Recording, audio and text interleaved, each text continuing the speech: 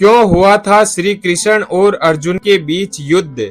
पौराणिक कथा के अनुसार एक बार महर्षि गालव जब प्रातःकाल सूर्य को अर्घ्य प्रदान कर रहे थे, उनकी अंजलि में आकाश मार्ग में जाते हुए चित्रसेन गंधर्व की थूकी हुई पीक गिर गई। मुनि को इससे बड़ा क्रोध आया।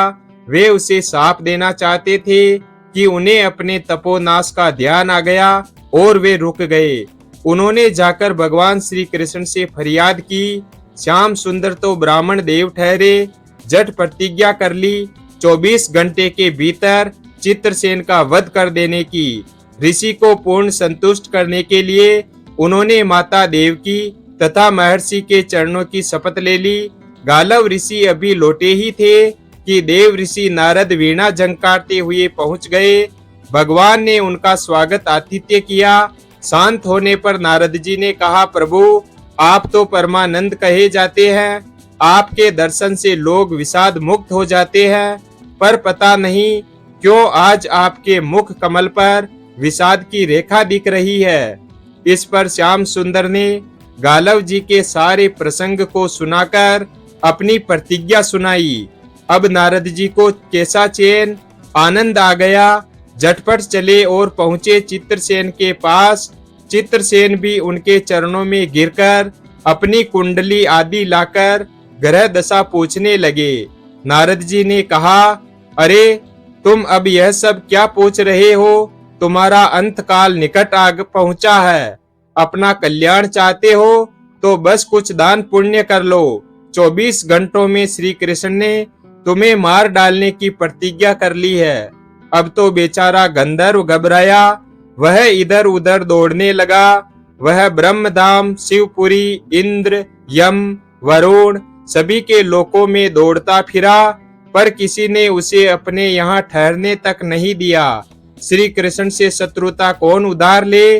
अब बेचारा गंधर्व राज अपनी रोती पीटती स्त्रियों के साथ नारद जी की ही शरण में आया। नारद जी दयालु तो ठहरे ही, बोले, अच्छा यमुना तट पर चलो। वहां जाकर एक स्थान को दिखाकर कहा, आज आधी रात को यहाँ एक स्त्री आएगी। उस समय तुम ऊंचे स्वर में विलाप करते रहना, वह स्त्री तुम्हें बचा लेगी। पर ध्यान रखना, जब तक वह तुम्हारे कष्ट दूर कर देने की प्रतिज्ञा न कर ले, तब तक तुम अपने कष्ट का कारण भूल कर भी मत बताना। नारद जी भी विचित्र ठहरे। एक ओर तो चित्रसेन को यह समझाया, दूसरी ओर पहुंच गए अर्जुन के महल में सुभद्रा के पास। उससे बोले, सुभद्रा आज का पर्व बड़ा ही महत्वपूर्ण है। आज आधी रात को यमुना स्नान करने तथा दीन की रक्षा करने से अक्षय पुण्य की प्राप्ति होगी। आधी रात को सुभद्रा अपनी 2 सहेलियों के साथ यमुना स्नान को पहुंची। वहां उन्हें रोने की आवाज सुनाई पड़ी। नारद जी ने दिनों द्वार का महात्म्य बतला ही रखा था। सुभद्रा ने सोचा, चलो अक्षय पुण्य लूट ही लूं। वे तुरंत उधर गई तो चित्रसेन रोता मिला। उन्होंने लाख पूछा, पर उसने बिना प्रतिज्ञा के कुछ नहीं बतलाया। अंत में इनके प्रतिज्ञाबद्ध होने पर उसने स्थिति स्पष्ट की। अब तो यह सुनकर सुभद्रा बड़े धर्म संकट और असमंजस में पड़ गई। एक ओर श्री कृष्ण की प्रतिज्ञा, वह भी ब्राह्मण के लिए, और दूसरी ओर अपनी प्रतिज्ञा। अंत में शरणागति की रक्षा का निश्चय करके वे उसे अपने साथ ले गई। घर जाकर उन्होंने सारी परिस्थिति अर्जुन के सामने रखी। अर्जुन का चित्रसेन मित्र भी था। अर्जुन ने सुभद्रा को सांत्वना दी और कहा कि तुम्हारी प्रतिज्ञा पूरी होगी।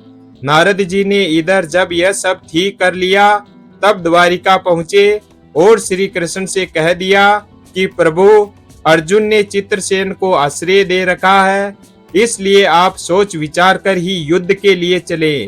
भगवान श्री कृष्ण ने कहा, नारद जी एक बार आप मेरी ओर से अर्जुन को समझाकर लौटाने की चेष्टा करके तो देखिए। अब देव ऋषि पुनः दौड़े हुए द्वारिका से इंद्रप्रस्थ पहुंचे। अर्जुन ने सब सुनकर साफ कह दिया, यद्यपि मैं सब प्रकार से श्री कृष्ण की ही शरण में हूँ और मेरे पास केवल उन्हीं का बल है, तथापि अब तो उनके दिए हुए उपदेश और धर्म से कभी विमुख न होने की बात पर ही दृढ़ हूँ। मैं उनके बल पर ही अपनी प्रतिज्ञा की रक्षा करूंगा। प्रतिज्ञा छोड़ने में तो वे ही समर्थ है।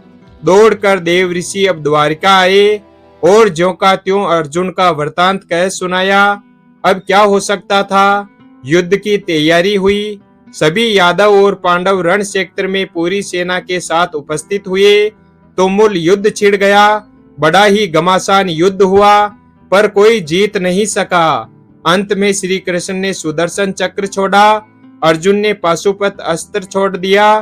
प्रलय के लक्षण देखकर अर्जुन ने भगवान शंकर को स्मरण किया। उन्होंने दोनों शस्त्रों को मनाया।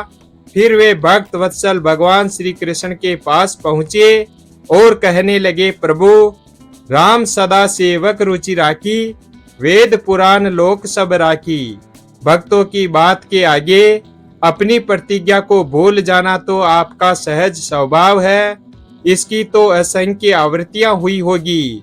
अब तो इस लीला को यहीं समाप्त कीजिए। बाण समाप्त हो गए। प्रभु युद्ध से विरत हो गए।